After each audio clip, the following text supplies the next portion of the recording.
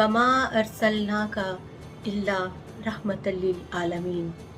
ये वो अजीम लक़ब है जो रब्बे कायनात ने अपने महबूब ताजदार कायनात हज़रत मोहम्मद मुस्तफ़ा सल्लल्लाहु अलैहि व आलिहि वसल्लम को अता फरमाया। यानी ए हबीब मुकर्रम, हमने आपको तमाम जहानों के लिए सरापाए रहमत बनाकर भेजा है। और यूँ रहमत मुहम्मदी की वुसअत व आफाकियत क़यामत तक के लिए रोशन और वाज़ेह हो गई। हजूर नबी रहमत सल्लल्लाहु अलैहि व आलिहि वसल्लम की ज़ात वो बहरे रहमत है जिसकी मौजें न सिर्फ़ अहले ईमान बल्कि मुशरिकीन, दुश्मनान इस्लाम और जानी मुखालिफिन तक को अपनी आगोश में ले लेती हैं। आप सल्लल्लाहु अलैहि व आलिहि वसल्लम के पास इख्तियार भी था, कुव्वत भी थी और बदला लेने का पूरा मौका भी था, मगर आपने हमेशा इंतकाम की बजाय अफ़्व दरगुज़र और रहमत का रास्ता अपनाया। आज हम ताजदारे कौनो मकाम हज़रत मोहम्मद मुस्तफ़ा सल्लल्लाहु अलैहि व आलिहि वसल्लम के वजूद मसऊद के इसी पहलू पर रोशनी डालेंगे। इमामुल उम्मा सैयदी शेखुल इस्लाम डॉक्टर मोहम्मद ताहिरुल कादरी मद्दज़िल्लहुल आली ने अपनी किताब अल वफ़ाउ फ़ी रहमतिन नबीय्यिल मुस्तफ़ा सल्लल्लाहु अलैहि व आलिहि वसल्लम में एक बाब कायम किया है जो इस मौजू पर अहादीस जिसमें जमा की गई हैं, और इस बाब में हमें ये समझने का मौका मिलेगा कि सरवरे दो आलम की रहमत किस कदर आफाकी, हमागीर और बेपाया है। तो चलिए ज़ेरे नज़र किताब अल वफ़ाउ फ़ी रहमतिन नबीय्यिल मुस्तफ़ा सल्लल्लाहु अलैहि वसल्लम के बाब नंबर 12 का मुताला करते हैं। हज़रत अबू शुरैह से रवायत है रज़ियल्लाहु ताला अन्हो कि उन्होंने हज़रत अमर बिन सईद से कहा, जबकि वो मक्का मुकरमा की तरफ फ़ौजी दस्ते भेज रहे थे, ए अमीर, मुझे इजाज़त दीजिए कि आपके सामने हजूर नबी अकरम सल्लल्लाहु अलैहि व आलिहि वसल्लम का वो इरशाद बयान करूं जो आप सल्लल्लाहु अलैहि व आलिहि वसल्लम ने फ़तह मक्का के अगले रोज़ फरमाया था, जिसे मेरे दोनों कानों ने सुना, दिल ने महफूज रखा और मेरी दोनों आंखों ने देखा कि आप सल्लल्लाहु अलैहि व आलिहि वसल्लम कलाम फरमा रहे थे। अल्लाह ताला की हम्दो सना बयान करने के बाद आप सल्लल्लाहु अलैहि व आलिहि वसल्लम ने फरमाया, मक्का मुकरमा को अल्लाह ताला ने हरम बनाया है, लोगों ने उसे हरम नहीं बनाया, सो किसी शख्स के लिए हलाल नहीं जो अल्लाह ताला और क़यामत पर ईमान रखता हो कि इस शहर में खून बहाए और उसके दरख्त काटे। अगर कोई अल्लाह ताला और उसके रसूल की इजाज़त को दलील बनाए तो उससे कहो, अल्लाह ताला ने अपने रसूल सल्लल्लाहु अलैहि वसल्लम को इजाज़त दी थी। फिर आज उसी की हुर्मत उसी तरह लौट आई जैसे कल थी। जो यहाँ मौजूद है उसको चाहिए कि जो यहाँ मौजूद नहीं उस तक ये हुक्म पहुँचा दे। तो गोया अगर सख्त दुश्मन काफिर मुशरिकीन भी शहर मक्का के रिहायशी होंगे तो शहर मक्का की हुर्मत की वजह से उनका कत्लो गारत नहीं किया जाएगा। और आका अलैहिस्सलाम ने इस हुर्मत को जारी रखा और फरमाया कि कोई यहाँ पर खून नहीं बहाएगा। सुभान अल्लाह। हज़रत उर्वा बिन ज़ुबैर रज़ियल्लाहु ताला अन्हु से रवायत है, फ़तह मक्का के अहवाल बयान करते हुए फरमाते हैं कि हज़रत साद बिन अबादा रज़ियल्लाहु ताला अन्हु ने हज़रत अबू सुफियान रज़ियल्लाहु ताला अन्हु से कहा, आज का दिन कत्ले आम का दिन है, आज काबा की हुर्मत भी हलाल हो जाएगी। हज़रत अबू सुफियान ने ये बात हजूर नबी अकरम सल्लल्लाहु अलैहि वसल्लम को बताई तो आपने फरमाया, साद ने गलत कहा है, आज तो अल्लाह ताला को अज़मत काबा को अज़मत अता फरमाएगा और आज काबा को गुलाफ पहनाया जाएगा। और इमाम अस्कलानी फरमाते हैं इस रवायत में مزید اضافتاً وہ الفاظ فرماتے ہیں کہ آج کا دن رحمت کا دن ہے. حضور کے الفاظ فرماتے ہیں کہ حضور نے فرمایا آج کا دن رحمت کا دن ہے، اللہ تعالیٰ آج قریش کو عزت سے نوازے گا. سبحان اللہ. اگلی ایک بہت ہی ایمان افروز روایت ہے اور ہمارے لیے ایک دعوت عمل اور اسوہ حسنہ اپنی زندگیوں میں ڈھالنے کے لیے ہمیں ایک پیغام دینے والی حدیث ہے. یہ روایت ہے جی حضرت انس رضی اللہ تعالیٰ عنہ سے بیان کرتے ہیں کہ ایک یہودی عورت حضور نبی اکرم صلی اللہ علیہ وآلہ وسلم کے پاس بکری کا زہر آلود گوشت لے کر آئی. آپ صلی اللہ علیہ وآلہ وسلم نے اس کی دعوت قبول فرماتے ہوئے شفقت کرتے ہوئے اس گوشت میں سے تھوڑا سا کھایا تو وہ گوشت بول پڑا کہ اس میں زہر ملایا گیا ہے. پھر اس عورت کو آپ صلی اللہ علیہ وآلہ وسلم کے پاس لایا گیا. آپ صلی اللہ علیہ وسلم نے اس عورت سے اس گوشت کے متعلق پوچھا تو اس نے کہا میں نے معاذ اللہ آپ کو قتل کرنے کے ارادہ سے ایسا کیا، یعنی گوشت میں زہر ملایا. آپ صلی اللہ علیہ وآلہ وسلم نے فرمایا اللہ تعالیٰ تجھے اس پر قادر نہیں کرے گا.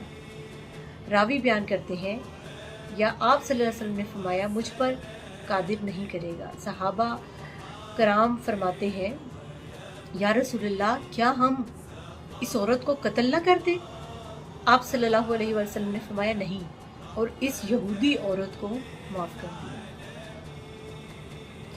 راوی مزید کہتے ہیں کہ اس زہر کا اثر آپ صلی اللہ علیہ وآلہ وسلم کے منہ میں ہمیشہ پایا گیا.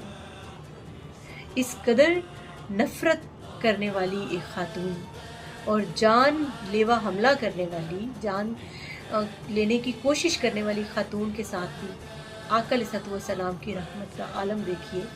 آپ نے اس خاتون کو جس نے زہر ملا گوشت آپ کے سامنے پیش کیا، آپ نے نہ صرف اس کی دعوت قبول کی بلکہ زہر پانے کے باوجود اس کے بعد بھی آپ نے اس کو معاف فرما دیا. تو یہ آپ کی رحمت کفار اور جانی دشمنوں کے لیے بھی تھی. اگلی روایت حضرت جابر بن عبداللہ رضی اللہ عنہما سے ہے. فرماتے ہیں کہ ایک دفعہ انہوں نے حضور نبی اکرم صلی اللہ علیہ وآلہ وسلم کے ہمراہ نجد کی جانب سفر جہاد کیا. بیان کرتے ہیں کہ پھر حضور نبی اکرم صلی اللہ علیہ وآلہ وسلم نے ہمیں اپنے ساتھ ایک بڑی کانٹے دار درختوں والی وادی میں پایا. آپ صلی اللہ علیہ وآلہ وسلم ایک درخت کے نیچے جلوہ افروز ہوئے اور اپنی تلوار اس درخت کی ایک ٹہنی کے ساتھ لٹکا دی. راوی بیان کرتے ہیں کہ لوگ آرام کی غرض سے درختوں کے سائے میں ادھر ادھر بکھر گئے کہ پھر جب ہم بارگاہ رسالت مآب میں حاضر ہوئے تو حضور نبی اکرم صلی اللہ علیہ وآلہ وسلم نے فرمایا، یعنی آپ نے ایک واقعہ سنایا صحابہ کو کہ جب میں سو رہا تھا تو میرے پاس ایک شخص آیا اور اس نے تلوار اٹھا لی. جب میں بیدار ہوا تو دیکھا کہ وہ شخص میرے سر پر کھڑا تھا. میں نے دیکھا کہ سونتی ہوئی تلوار اس کے ہاتھ میں ہے. اس نے مجھ سے پوچھا اے محمد صلی اللہ علیہ وسلم اب آپ کو مجھ سے کون بچائے گا؟ میں نے جواب دیا اللہ تعالیٰ. پھر اس نے دوسری مرتبہ کہا آپ کو مجھ سے کون بچائے گا؟ میں نے کہا اللہ. حضور فرمانے لگے پھر اس نے خوف زدہ ہو کر تلوار گرا دی. سو وہ شخص یہ بیٹھا ہے، یعنی وہ آپ کے پاس ہی بیٹھا تھا. پھر آپ صلی اللہ علیہ وآلہ وسلم نے اس سے انتقام بھی نہیں لیا بلکہ اس کو معاف فرما دیا. قربان جائیں تاجدار کائنات کی رحمت للعالمین. اگلی روایت بہت خوبصورت ہے اور ایک صحابیہ سے روایت ہے، حضرت اسماء بنت ابی بکر رضی اللہ عنہما، حضرت ابو بکر کی بیٹی اور حضرت عائشہ صدیقہ کی بہن. فرماتی ہے کہ حضور نبی اکرم صلی اللہ علیہ وآلہ وسلم کے عہد مبارک میں میری والدہ میرے پاس آئیں جبکہ اس وقت وہ مشرکہ تھی، یعنی ابھی اسلام قبول نہیں کیا تھا. تو میں نے آپ صلی اللہ علیہ وآلہ وسلم سے اس بارے میں فتویٰ پوچھا اور عرض کیا وہ اسلام کی طرف راغب ہے تو کیا میں اپنی والدہ سے صلہ رحمی کروں؟ آپ صلی اللہ علیہ وآلہ وسلم نے فرمایا ہاں اپنی والدہ سے صلہ رحمی کریں۔ سبحان اللہ۔ حضرت عبداللہ بن عمر رضی اللہ عنہما بیان کرتے ہیں کہ حضرت عمر نے ایک آدمی کو ریشمی جبہ بیچتے ہوئے دیکھا۔ حضور نبی اکرم صلی اللہ علیہ وآلہ وسلم کی خدمت میں عرض گزار ہوئے، اس جبے کو خرید لیجئے اور اسے جمعہ کے روز اور جب دور دراز کے علاقوں سے وفد وغیرہ آئیں تو زیب تن فرما لیا کیجئے۔ آپ صلی اللہ علیہ وآلہ وسلم نے فرمایا، اسے وہ پہنتا ہے جس کا آخرت میں کوئی حصہ نہیں۔ پھر حضور نبی اکرم صلی اللہ علیہ وسلم کی خدمت میں چند جبے اور لائے گئے تو آپ نے ان میں سے بھی ایک جبہ حضرت عمر کے لیے بھیج دیا۔ حضرت عمر رضی اللہ عنہ عرض گزار ہوئے، میں اسے کیسے پہنوں جبکہ ان کے بارے میں آپ صلی اللہ علیہ وآلہ وسلم نے ایسے فرمایا ہوا ہے۔ آپ صلی اللہ علیہ وسلم نے فرمایا، میں نے یہ تمہارے پہننے کے لیے نہیں دیا بلکہ اسے فروخت کر دو یا کسی کو پہنا دو۔ تو حضرت عمر رضی اللہ تعالیٰ عنہ نے وہ مکہ مکرمہ میں اپنے اس بھائی کے لیے بھیج دیا جو ابھی مسلمان نہیں ہوا تھا۔ اب دیکھیں اس حدیث سے واضح کیا ہو رہا ہے کہ ایک شخص جو کہ کافر ہے یا مشرک ہے اور وہ کوئی چیز بیچ رہا ہے تو آقا علیہ الصلوۃ والسلام وہ چیز آپ کے شایان شان نہیں اور آپ اس کو خود زیب تن نہیں فرما سکتے، مگر آپ نے اس بیچنے والے کی حوصلہ افزائی یوں فرمائی یا اس کی حاجت روائی یوں فرمائی کہ آپ نے وہ جبہ کسی اور کے ذریعے سے فروخت کر کے تو اس کی تجارت کو منفعت بخشی۔ یعنی آپ کی رحمت للعالمین کا عالم یہاں تک ہے کہ آپ اس کے لیے ذریعہ معاش کمانے کا ذریعہ بن رہے ہیں۔ سبحان اللہ۔ حضرت عبداللہ بن عمر رضی اللہ تعالیٰ عنہما بیان کرتے ہیں کہ حضور نبی اکرم صلی اللہ علیہ وآلہ وسلم نے کسی غزوہ میں ایک عورت کو دیکھا جسے قتل کر دیا گیا۔ اس پر آپ صلی اللہ علیہ وآلہ وسلم نے سختی سے عورتوں اور بچوں کو قتل کرنے کی ممانعت فرما دی۔ اگلی روایت بھی اسی طرح کی ہے۔ حضرت ابن کعب بن مالک رضی اللہ عنہ سے بیان ہے کہ حضور نبی اکرم صلی اللہ علیہ وآلہ وسلم نے جب ابن ابی حقیق جو کہ گستاخ یہودی سردار تھا، جب آپ نے اس کی طرف ایک لشکر روانہ کیا تو لشکر اسلام کی عورتوں اور بچوں کو قتل کرنے سے منع فرمایا۔ سبحان اللہ۔ یعنی کسی گستاخ رسول، کسی دشمن اسلام کی سرکوبی کے لیے بھی اگر لشکر بھیجا تو ساتھ آپ صلی اللہ علیہ وسلم نے نصیحت فرمائی کہ بچوں اور عورتوں کو قتل نہ کیا جائے۔ اگلی روایت ہے حضرت اسود بن سری رضی اللہ تعالیٰ عنہ بیان کرتے ہیں کہ ہم ایک غزوہ میں شریک تھے، ہم لڑتے رہے یہاں تک کہ ہمیں غلبہ حاصل ہو گیا اور ہم نے مشرکوں کو خوب قتل کیا، حتیٰ کہ نوبت یہاں تک پہنچ گئی کہ لوگوں نے بعض بچوں کو بھی قتل کر ڈالا۔ یہ بات حضور نبی اکرم صلی اللہ علیہ وآلہ وسلم تک پہنچی تو آپ صلی اللہ علیہ وآلہ وسلم نے فرمایا، ان لوگوں کو کیا ہو گیا ہے جن کے قتل کی نوبت یہاں تک پہنچ گئی کہ انہوں نے بچوں تک کو قتل کر ڈالا؟ خبردار، بچوں کو ہرگز قتل نہ کرو، خبردار، بچوں کو ہرگز قتل نہ کرو۔ عرض کیا گیا، یا رسول اللہ، کیوں؟ کیا وہ مشرکوں کے بچے نہیں ہیں؟ آپ صلی اللہ علیہ وآلہ وسلم نے فرمایا، کیا تم میں سے جو آج بہتر لوگ ہیں کل یہ بھی مشرکوں کے بچے نہیں تھے؟ ایک روایت میں یہ اضافہ فرما دیا گیا، اس اضافے کے ساتھ یہ روایت آئی ہے کہ ایک شخص نے عرض کیا، یا رسول اللہ، وہ مشرکوں کے بچے تھے، یعنی وہ بڑے ہو کر مشرک بنتے اور اسلام کے دشمن بنتے، اس لیے ان کو قتل کر دیا گیا۔ وہ مشرکوں کے بچے تھے۔ آپ صلی اللہ علیہ وسلم نے فرمایا، تم میں سے بہترین لوگ بھی تو مشرکوں کے بچے ہیں، یعنی ان کے والد بھی مشرک تھے۔ خبردار، بچوں کے جنگ کے دوران قتل نہ کیا جائے۔ ہر جان فطرت پر پیدا ہوتی ہے، یہاں تک کہ اس کی زبان اس کی فطرت کا اظہار نہ کر دے، پھر اس کے والدین اسے یہودی یا نصرانی بناتے ہیں۔ سبحان اللہ۔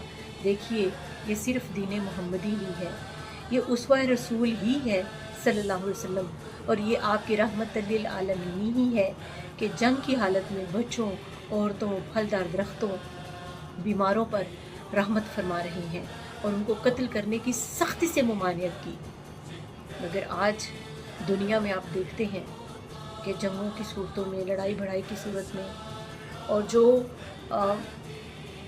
ये मुसलमानों का ही वतीरा है जिसको आप बाकी तरफ नज़र दौड़ाएं तो वाज़े तौर पर नज़र आता है कि किस तरह बच्चों को बेरहमी से कत्ल किया जा रहा है, किस तरह नस्ल कुशी की जाती है, किस तरह औरतों पर मजालिम ढाए जाते हैं। आज भी 21वीं सदी में भी इस शऊरी और दुनिया की आगाही के दौर में भी सब कुछ हो रहा है।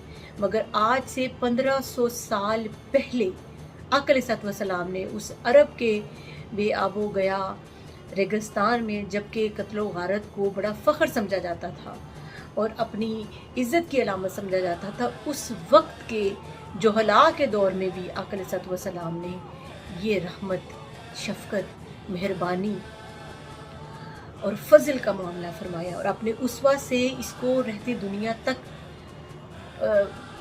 साबित कर दिया और इसको मजबूती के साथ इसको वाज़े फरमा दिया कि जंग की हालत में भी बच्चे और औरतें तुम्हारे रहम के काबिल हैं, और बेज़ुबान जानवर, उन पर भी इसी तरह रहमत फरमाई। तो ये हमें ज़हन में रखना चाहिए हुज़ूर की रहमत लिल आलमीन का पहलू। हज़रत रबाह बिन रबी बयान फरमाते हैं कि एक गज़वा में हम हुज़ूर नबी अकरम सल्लल्लाहु अलैहि वसल्लम के साथ थे कि आप सल्लल्लाहु अलैहि वसल्लम ने देखा बहुत से लोग किसी चीज़ के पास जमा हैं। आप सल्लल्लाहु अलैहि वसल्लम ने एक आदमी को ये देखने के लिए भेजा कि लोग किस चीज़ के पास जमा हुए हैं। उसने आकर बताया एक मकतूल औरत के पास। फरमाया ये तो जंग नहीं करती थी। हज़रत रबाह बयान करते हैं कि अगले दस्ते के कमांडर हज़रत खालिद बिन वलीद रज़ी अल्लाह ताला अन्हु थे। लिहाजा आप सल्लल्लाहु अलैहि वसल्लम ने एक आदमी को भेजा और फरमाया खालिद से कहना मुशरिकीन की औरतों और खिदमत करने वालों को हरगिज़ कत्ल न करें। एक रवायत में है बच्चों और खिदमतगारों को हरगिज़ कत्ल न करें।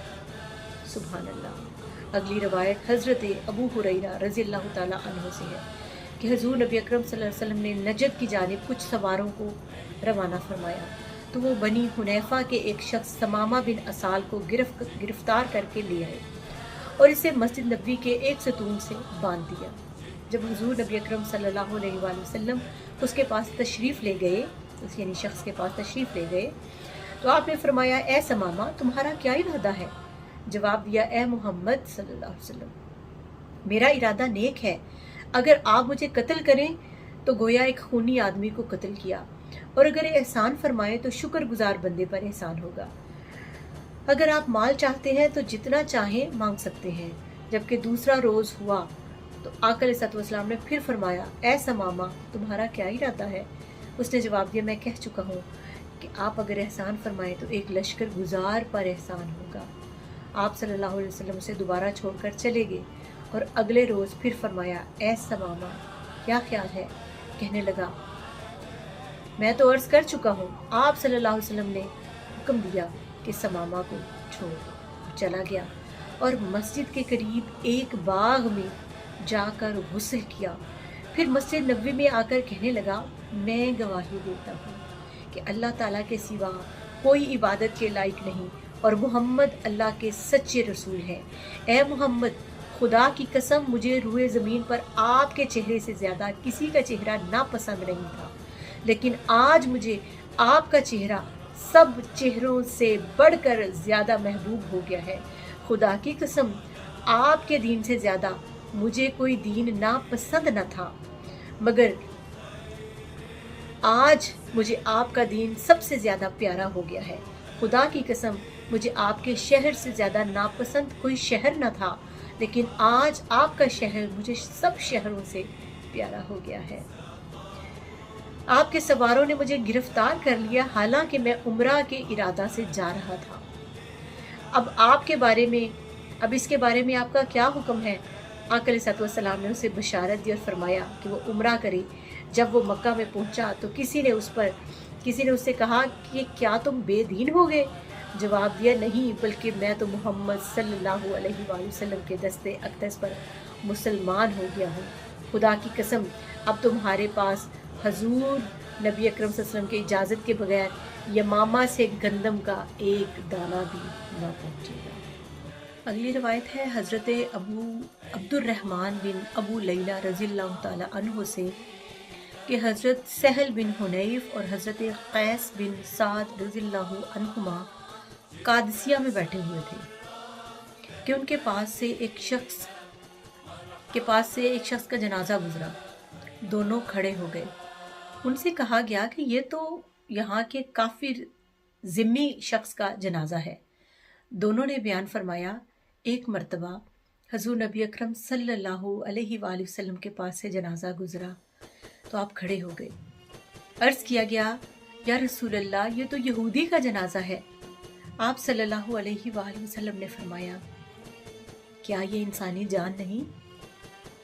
یعنی احترام انسانیت میں آقا علیہ السلام کھڑے ہو گئے اور احترام میت میں، اور یہی اسوہ ہمارا دین ہم سے تقاضا کرتا ہے۔ اگلی روایت حضرت ابو ہریرہ سے ہے کہ حضور نبی اکرم صلی اللہ علیہ وآلہ وسلم سے عرض کیا گیا، یا رسول اللہ صلی اللہ علیہ وآلہ وسلم، مشرکین کے خلاف بد دعا کیجیے۔ صلی اللہ علیہ وآلہ وسلم نے فرمایا، مجھے لعنت کرنے والا بنا کر مبعوث نہیں کیا گیا، مجھے تو صرف سراپا رحمت بنا کر بھیجا گیا ہے۔ سبحان اللہ۔ اگلی روایت حضرت ابو ہریرہ ہی سے ہے۔ فرماتے ہیں کہ فتح مکہ کے دن حضور نبی اکرم صلی اللہ علیہ وآلہ وسلم نے فرمایا، جو شخص ابو سفیان کے گھر میں داخل ہو جائے گا اسے امان حاصل ہے، جو شخص ہتھیار پھینک دے اسے امان حاصل ہے، جو شخص اپنے گھر کے دروازے بند کر لے اسے بھی امان حاصل ہے۔ اسلام کا جو اوائل دور تھا، سب جانتے ہیں کہ ابو سفیان اسلام کے بدترین دشمنوں میں سے تھے، لیکن آقا علیہ السلام کے رحمت للعالمین دیکھیں کہ ابھی انہوں نے اسلام قبول نہیں کیا، اور آقا علیہ السلام ان کے گھر کو جائے امان ڈکلیئر فرما رہے ہیں۔ حضرت ابو یوسف رحمۃ اللہ علیہ بیان فرماتے ہیں کہ حضور نبی اکرم صلی اللہ علیہ وآلہ وسلم نے مکہ اور اہل مکہ سے درگزر فرمایا اور یہ ارشاد فرمایا، جو شخص اپنے گھر کے دروازے بند کر لے تو وہ امن میں ہے، اور جو مسجد میں داخل ہو گیا وہ امن میں ہے، اور جو ابو سفیان کے گھر میں داخل ہو گیا وہ امن میں ہے۔ اور جو آپ صلی اللہ علیہ وسلم اور پھر آپ صلی اللہ علیہ وآلہ وسلم نے چند گستاخ افراد جن کے نام بیان کر دیے گئے تھے کے علاوہ قتل عام کو منع فرمایا، اور یہ کہ اگر مشرکین میں سے کوئی شخص کسی مسلمان کے ساتھ جنگ کرے تو دفاعی طور پر ڈیفنس میں بس اس پر ہتھیار اٹھایا جائے گا، اور قتل کرنا پڑے تو کر دیا جائے گا۔ حدیث کے الفاظ ہیں کہ اور یہ کہ اگر مشرکین میں سے کوئی شخص کسی مسلمان کے ساتھ جنگ کرے تو ہی اسے قتل کیا جائے گا۔ اور جب وہ لوگ مسجد میں جمع ہوئے تو آپ صلی اللہ علیہ وآلہ وسلم نے ان سے فرمایا، تمہارا کیا خیال ہے کہ میں تمہارے ساتھ کیا سلوک کرنے والا ہوں؟ سب مشرکین تھے، جانی دشمن رہے تھے، مخالفین تھے۔ انہوں نے کہا، ہم آپ سے بھلائی کی امید رکھتے ہیں، کیونکہ آپ کے معزز بھائی اور معزز بھائی کے بیٹے ہیں۔ آپ صلی اللہ علیہ وسلم نے فرمایا، جاؤ، تم سب آزاد ہو، سب کو امان بخشی، سب کو معاف فرمایا۔ قربان جائیں اپنی بات کو اس ہدیہ تبریک پر ختم کرتے ہیں۔ سلام اس پر کہ اسرار محبت جس نے سکھلائے، سلام اس پر کہ جس نے زخم کھا کر پھول برسائے، سلام اس پر کہ جس نے خون کے پیاسوں کو قبائیں دیں، سلام اس پر کہ جس نے گالیاں سن کر دعائیں دی، سلام اس پر کہ دشمن کو حیات جاں وداع دے دی، سلام اس پر کہ جس نے دشمن کو حیات جاوداں دے دی، سلام اس پر ابو سفیان کو جس نے امان دے دی، سلام اس پر کہ اسرار محبت جس نے سکھلائے، سلام اس پر کہ جس نے زخم کھا کر خون برسائے۔ وما علینا الا البلاغ۔ السلام علیکم ورحمۃ اللہ وبرکاتہ۔